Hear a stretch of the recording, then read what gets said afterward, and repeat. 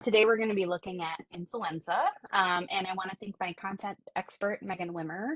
She provided so much help and amazing resources to look at, so this would not have been possible without her.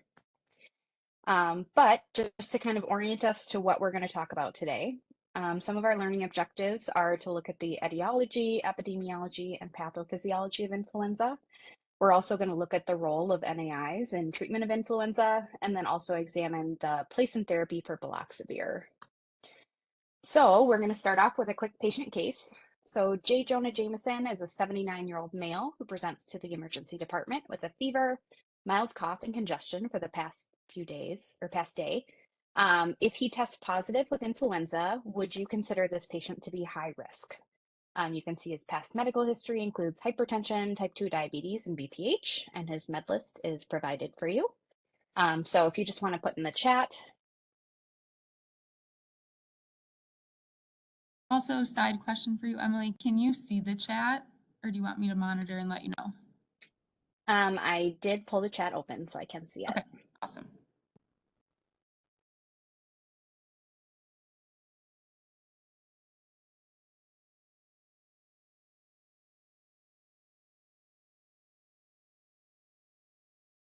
Okay, so to save time, it looks like I did get a couple yeses, so we'll examine this a little bit more. But the correct answer was A, yes. Mr. Jameson is a high-risk patient, and we'll explore that a little bit more in a few slides.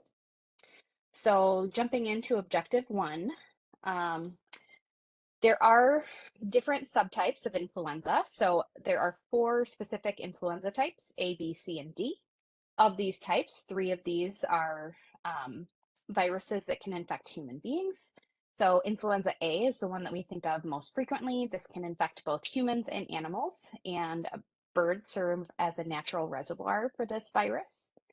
Influenza B is one that infects humans only, and we see this most commonly in the elderly. And then influenza C can infect both humans and pigs. So we're going to spend most of today talking about influenza A. So when we think about subtypes of influenza A, these are going to be broken down based on surface proteins. So there is the surface protein hemagglutinin, which we typically just refer to as H, and neuraminidase, or N. There are 18 different subtypes of hemagglutinin, H1 through H18, and 11 subtypes of our neuraminidase. So these can be combined together to give us influenza types similar to ones you've heard before, probably like an H1N1. Those would be classified as an influenza type A. So we discussed the surface proteins for naming conventions, but they also serve important roles for the infection process.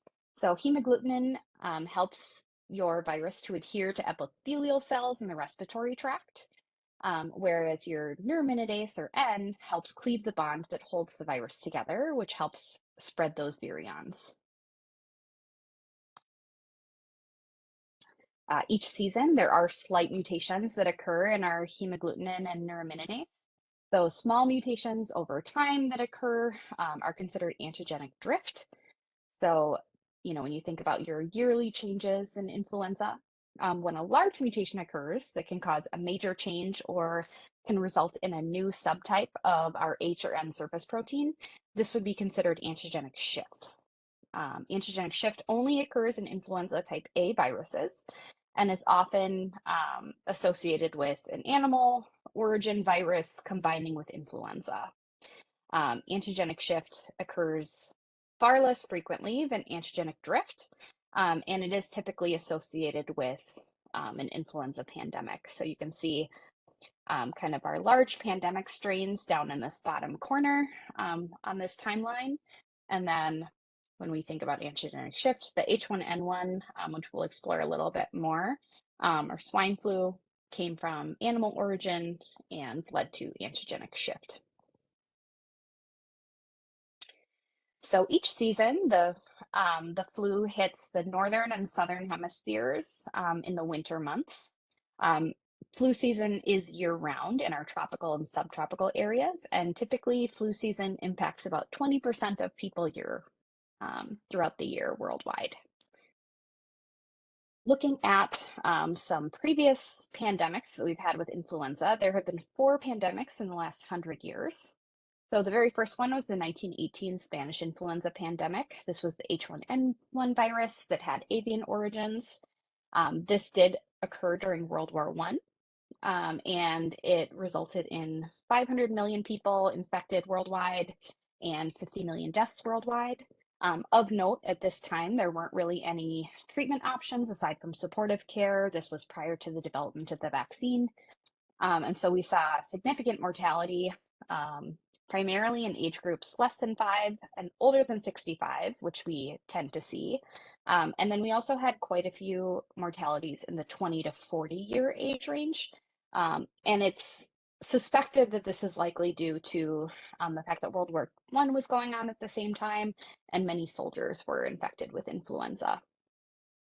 In 1945, our influenza vaccine was developed, and then we had another pandemic that occurred in 1957 to 58. This was the Asian flu pandemic, which was our H2N2 virus, again with avian origins. You can see that with the development of the vaccine, we had significantly less deaths worldwide, right around 1 million. In 1968, our Hong Kong flu pandemic, again, estimated about 1 million deaths worldwide.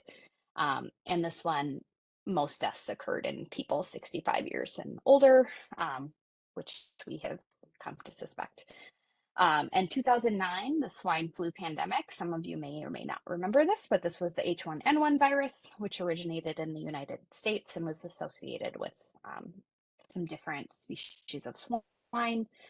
So we did have about 80% of deaths occurring in patients younger than 65 years of age.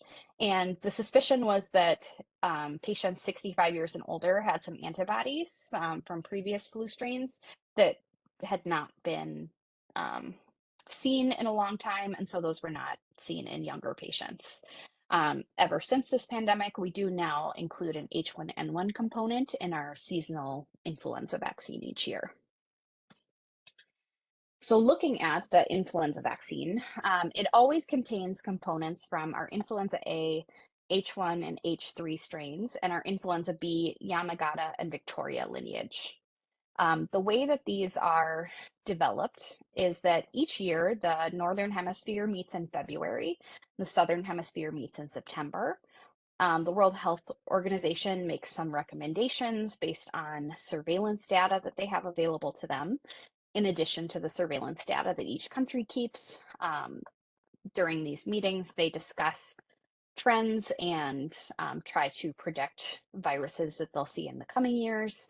And then the United States makes their decision in February or March each year. The FDA will present kind of their summary of their decisions for the influenza vaccine so that they can have that developed so that it's available to roll out in the fall.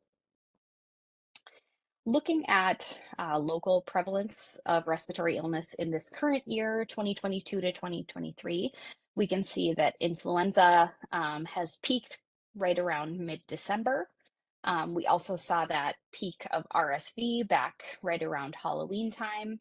And you can see that COVID rates have kind of remained pretty stable and lower in this year than previous years. When we examine influenza specifically, we can see that this year was significantly different than some of our most recent years. So again, the peak happened right around that November time period, November, December, at weeks 48 and 50, which we've seen in previous years. However, the COVID pandemic has thought to have substantially decreased cases over the past few years. So you can see 2021 to 22 was very low. 2020 to 2021, you cannot even really see on this graph. It's kind of right down at the very bottom. And this is thought just because of social distancing, mask mandates, higher vaccination rates during COVID, all of these contributing to lower cases overall. Now that some of those social distancing mask mandates have started to go away, we're seeing cases continue to rise. Looking at pathophys of influenza, this is transmitted via respiratory droplets. So the infected host can release these by coughing, sneezing, talking. And once these are released, the virus attaches to and penetrates our respiratory epithelial cells of the new host. Viral replication is going to result in destruction of host cells, which leads to inflammatory responses from the host. And a typical incubation period for influenza ranges from 1 to 4 days, but typically averages about 2 days. So, as you saw this fall, there are a variety of different respiratory viruses to suspect when a patient presents with some of these symptoms. There are quite a bit of crossover between symptoms in influenza, RSV, and COVID-19. However, there are some unique differences that are important to point out when trying to predict one virus over another. Influenza is characteristically known for its sudden onset and severe fatigue. Um, and then some nuances exist in influenza by age group. So influenza in children is more likely to present with some of those GI symptoms, so vomiting and diarrhea. Whereas in our elderly, sometimes we'll see very mild symptoms. Sometimes they can lack a fever, or that sudden onset that we characterize as being part of influenza. RSV, on the other hand, symptoms tend to appear in stages, and decreased appetite and dehydration are kind of unique to RSV. For COVID-19 virus, again, we see kind of a gradual onset of symptoms 2 to 14 days after original exposure. And a unique side effect of COVID is the loss of taste or smell.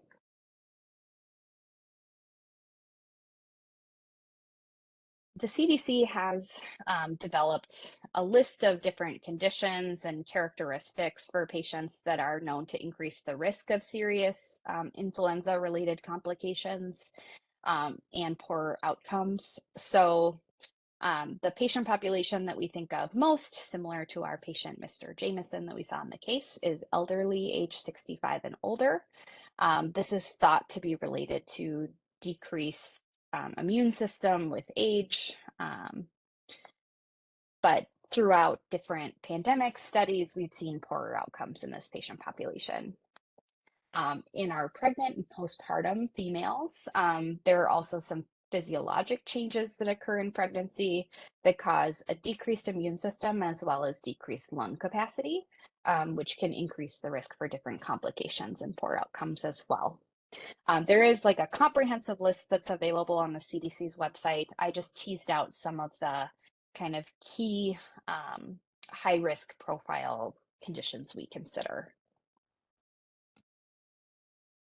So now that we've kind of looked over etiology, pathophys, we're going to jump into the role of neuraminidase inhibitors in the treatment of influenza.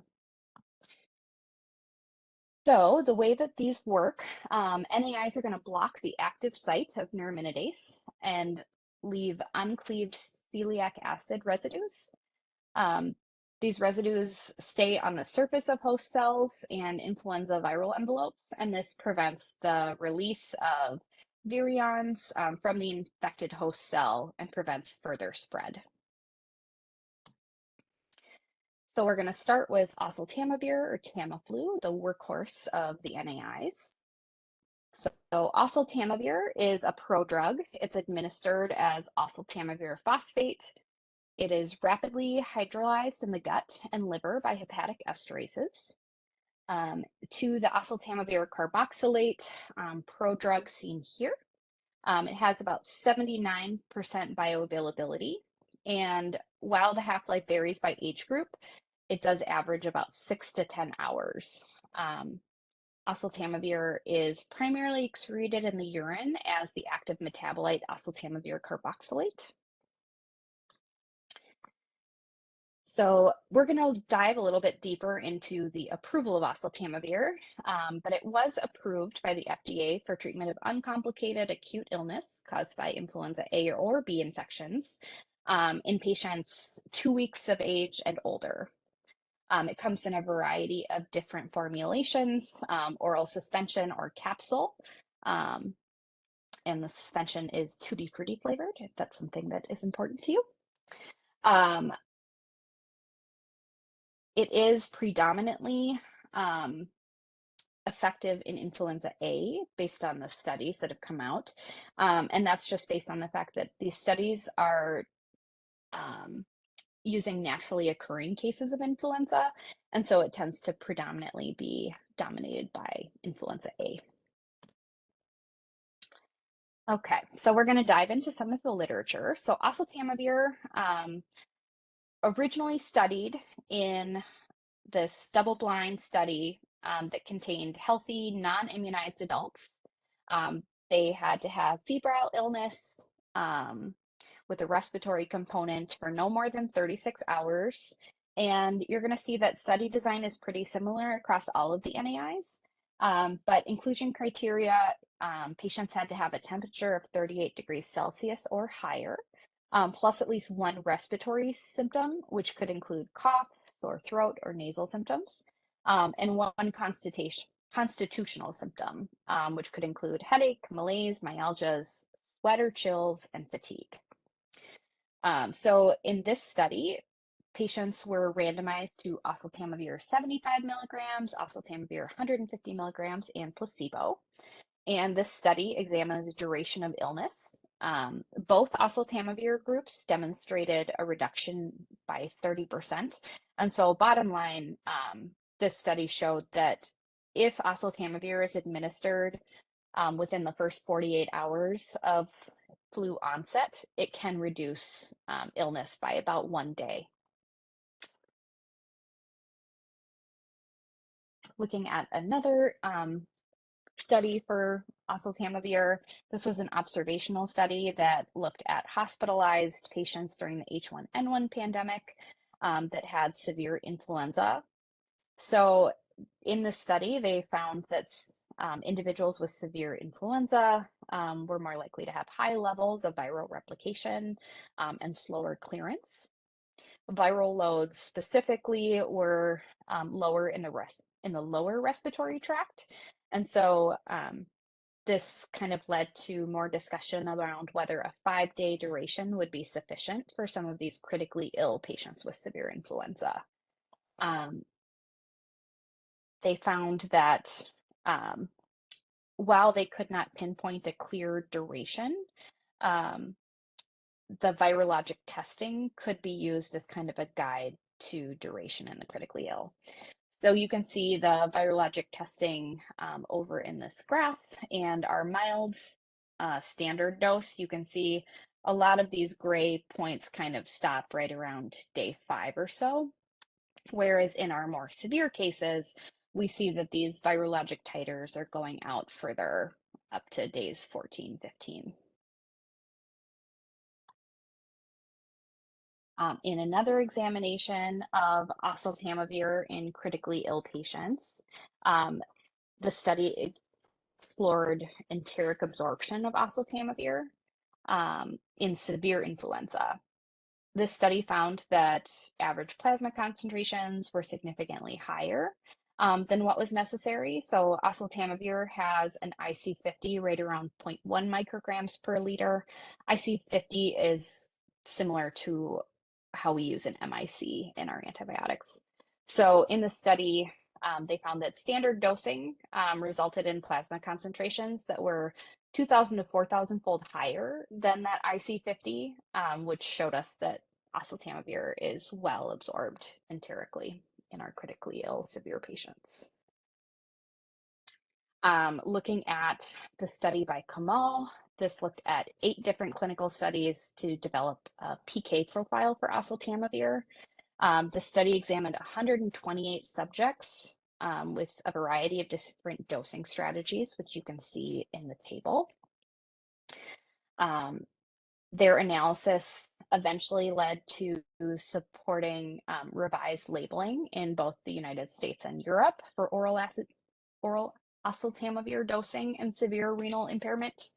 And so examining the PK parameters that we see on the left, if you look towards our moderate and severe renal dysfunction, we can see that these Cmin, Cmax, and AUC are significantly higher in our moderate and severe creatinine clearance. This has led to renal dose adjustment for anyone with creatinine clearance 60 mils per minute or less. And in our severe renal impairment, patients requiring HD, oseltamivir dosing has been recommended at 30 milligrams immediately and then 30 milligrams post HD for 5 days, whereas our PD receiving patients will get a single dose of 75 milligrams. Another important trial to examine based on the dosing of oseltamivir is the OPTIMO trial. So this was single center, non-randomized, open label PK study. It looked at both single dose and steady state oral oseltamivir in healthy, morbidly obese patients. So examining the single dose and multi-dose strategies showed that the concentrations of oseltamivir decreased, but the oseltamivir carboxylate, that active metabolite, was largely unchanged. And so this kind of led to the understanding that there is no dose adjustment required based on body weight in morbidly obese patients.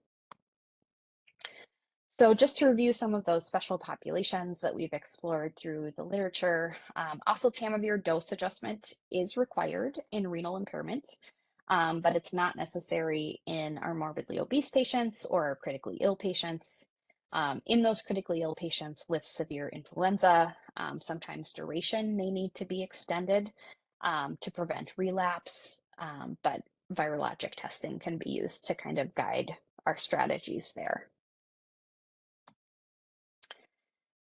So now that we've looked at studies that brought oseltamivir to market, as well as some of our dosing strategies, examining the safety profile of oseltamivir, this is a fairly well-tolerated drug. It is important to note that some of these side effects can vary by age group. So we can see in our GI side effects like nausea and vomiting, children can, up to 16% of children can experience nausea and vomiting with oseltamivir. So this is just kind of important to note if you're on the fence between treating or not treating. Some post-marketing reports also came out regarding neuropsychiatric effects. This is a rare but serious side effect. So confusion, delirium, hallucination, self-injury do come up as potential side effects, but it does impact less than 1% of people taking oseltamivir. Now that we've kind of explored oseltamivir, the workhorse that we all know and love, we're going to jump into zanamivir or Relenza. So Relenza is our inhaled formulation NAI. It's approved in ages 7 years and older. You can see the discaler located up in the top corner. So this formulation is not used very often, and it is one that is not compatible with tubes or ventilation. So when we think about zanamivir, it has kind of a similar side effect profile to a lot of our dry powder inhalers. So sore throat or throat irritation, some nasal symptoms. But the most serious adverse effect worth noting for zanamivir is the bronchospasm. This has warranted zanamivir as being an unlikely choice with severe respiratory symptoms.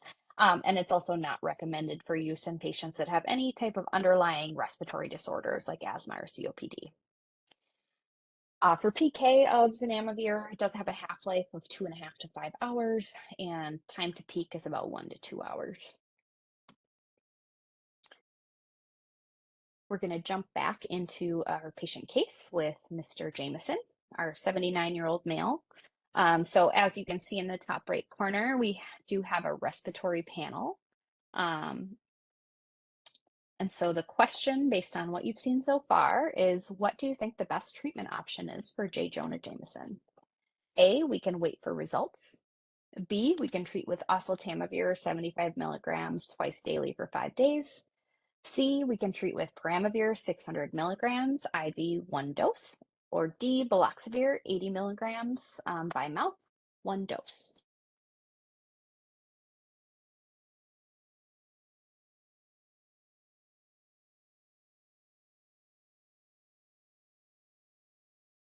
Okay, so I'll just wait till I see a couple of responses in the chat. Looks like I'm seeing B, which is perfect. Oseltamivir 75 milligrams twice daily for 5 days. That is our standard dosing. He has adequate renal function, so no need to dose adjust for him.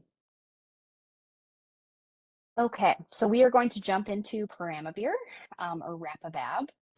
This is the only IV formulation NAI that's available on the market.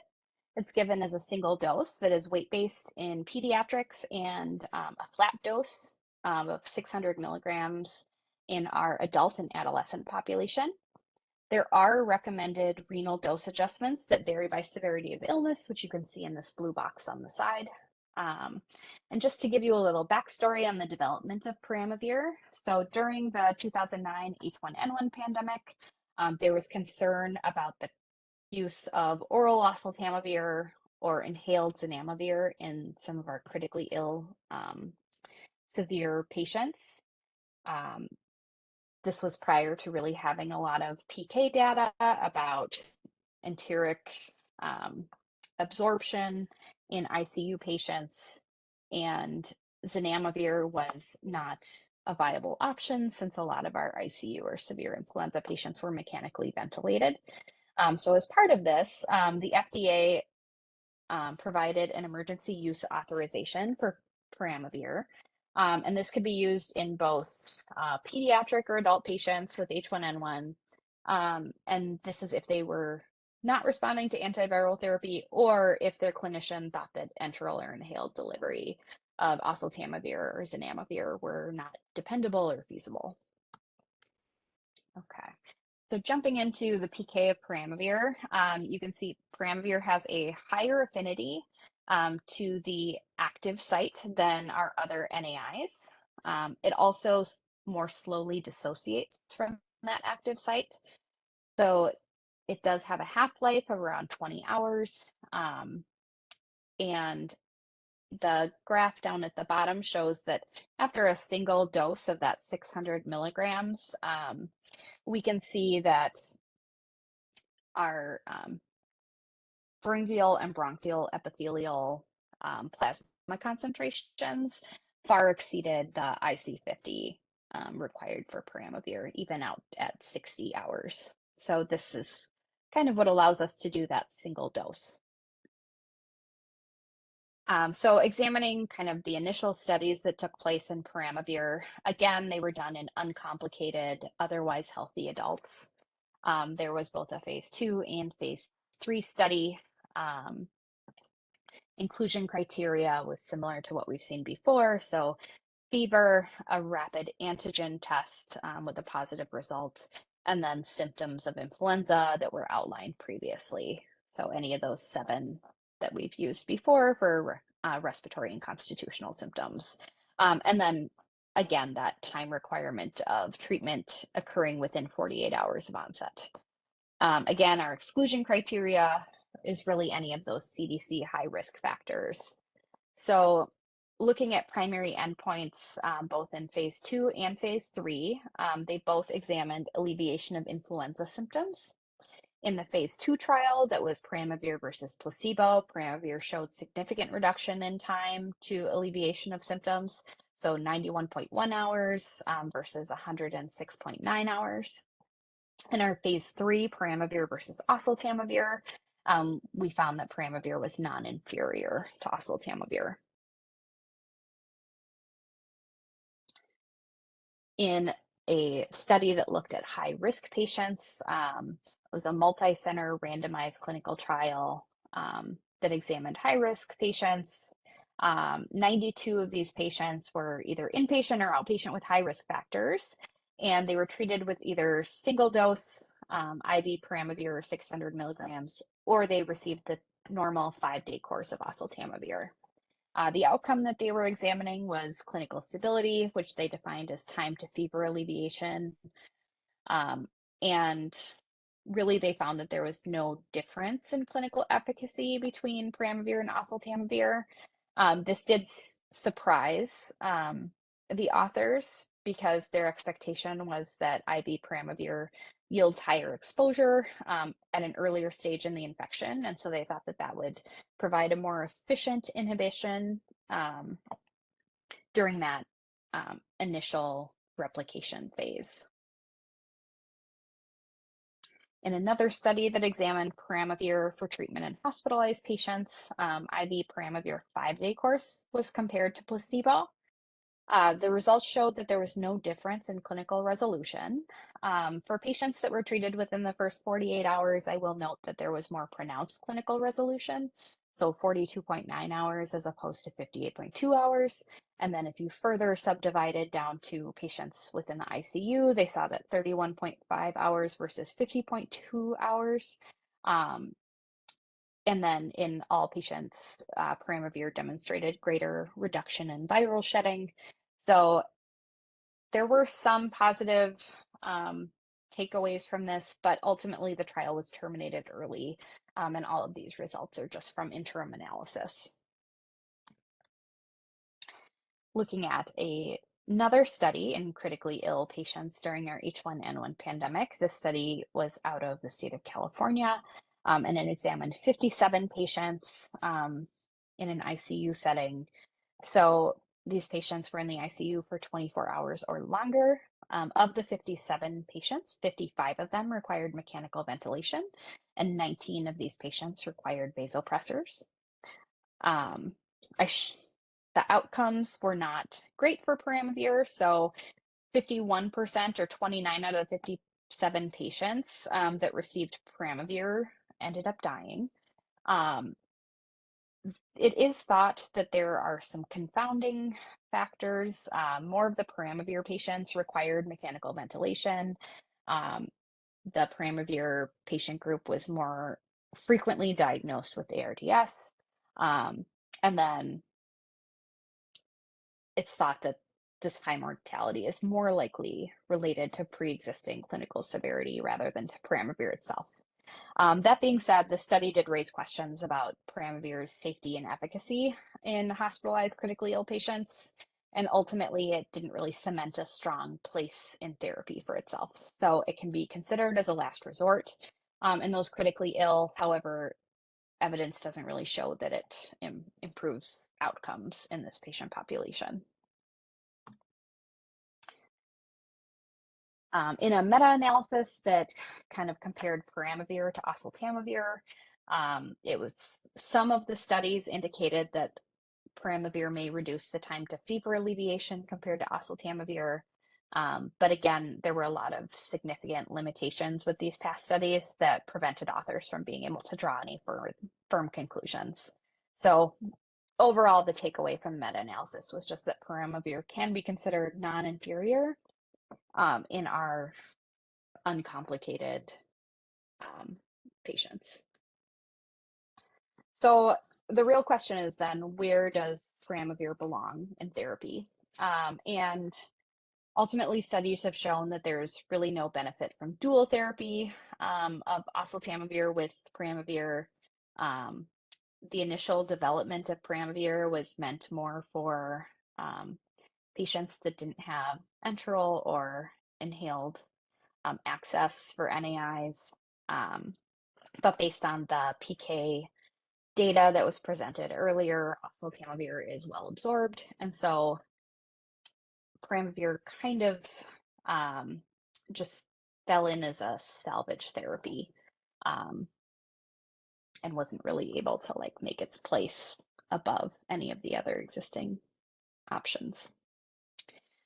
So now that we've explored all of our NAIs, we're going to jump into the novel baloxavir and kind of figure out where that one goes. So baloxavir marvoxil, or Xofluza, is a prodrug that is converted to baloxavir by UGT1A3 as well as CYP3A4. The active metabolite baloxavir is a polymerase acidic endonuclease inhibitor. By inhibiting this polymerase acidic endonuclease, it prevents viral replication. And so this works upstream from our typical NAIs that prevent viral release. It does have a half-life of about 79.1 hours and time to peak concentration of 4 hours. So similar to peramivir, this is an agent that can provide a single dose regimen. Looking at baloxavir dosing, it is weight-based in both pediatric and adult populations. And of note, it does not require any type of renal dose adjustment. It is available both as an oral suspension or a tablet. And looking at its safety profile, again, it is fairly well tolerated, similar to oseltamivir. The side effect profile is going to slightly vary by age group. Children, for instance, again, are more likely to experience some of those GI side effects like diarrhea and nausea, however, only at 5%. As mentioned previously, it is minorly metabolized by CYP3A4, so drug interactions could be potential, but are far less concerning since it's a minor substrate. And then this is a product that is able to be chelated with any type of calcium product. And so making sure that calcium supplements, dairy, any type of calcium containing food is administered at least 2 hours out from baloxavir is important. So diving into some of the evidence behind baloxavir, the Capstone 1 and 2 trials were kind of the big trials for approval for baloxavir. So these examined baloxavir versus oseltamivir and placebo. They consisted of healthy patients between ages of 12 and 64. And again, we kind of have the same inclusion criteria of a fever of 38 degrees Celsius or higher, the same systemic symptoms that we saw defined in our oseltamivir studies, a respiratory symptom, and then onset within 48 hours.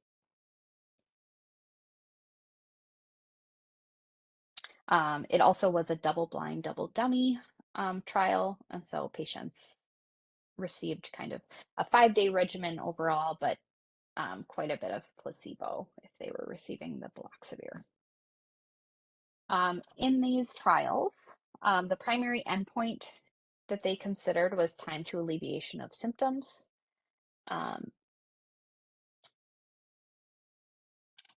And so you can see there were similarities between baloxavir and oseltamivir. In our Capstone 1, which compared placebo, and Capstone 2, which was, again, a comparison of baloxavir, oseltamivir, and placebo. So you can see there was really no superiority developed, but non-inferiority was met. In our virologic endpoints, you can see that there were significantly faster decline in viral RNA titers. However, the clinical significance of this is really unknown.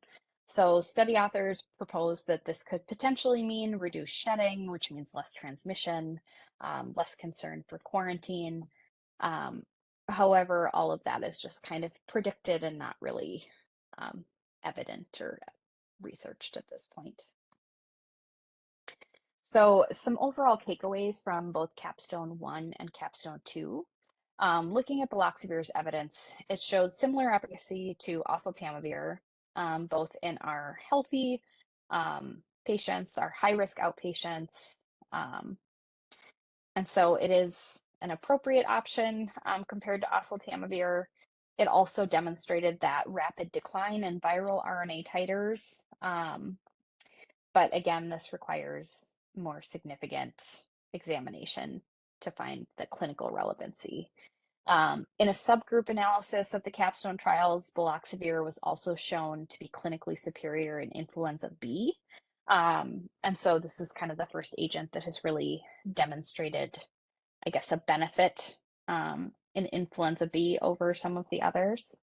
And then of note, both trials, Capstone 1 and Capstone 2, there was resistant variants that developed after single dose baloxavir. So in our Capstone 1, we saw 2.2% of baloxavir recipients developing resistant variants. And then in Capstone 2, 9.7% of patients receiving baloxavir developed resistant variants. So this is a concerning aspect for where we would kind of use baloxavir and if we're concerned about this resistance developing. In another randomized clinical trial that was reported,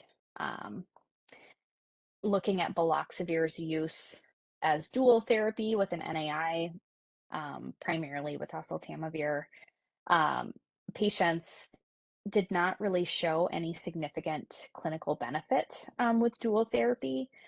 And so kind of examining the place in therapy for baloxavir, really we can see that benefit in influenza B and the benefit of being able to give a single dose, but the resistance does make that a concerning factor. Okay, so we've explored quite a few different options for treatment of influenza. And so we're going to look at kind of our standard dosing approach for adult patients. Again, we kind of already examined some of those dose requirements that are available for oseltamivir. I did not note on the slide, but for reduced creatinine clearance, in the range of 30 to 60, we would do 75 milligrams once, and then we do 30 milligrams twice a day. For our 10 to 30 range, we would just do 30 milligrams daily. And then if they have creatinine clearance less than 10, and they're not on any type of dialysis, then we would do 30 milligrams every other day. So looking at this slide, especially the column at the end where we examine place in therapy, it's pretty clear that oseltamivir is kind of our first line agent for pretty much every patient. And then the other ones just kind of fill in if oseltamivir is not a great option or is not available. Okay. That being said, what questions do anyone have for me?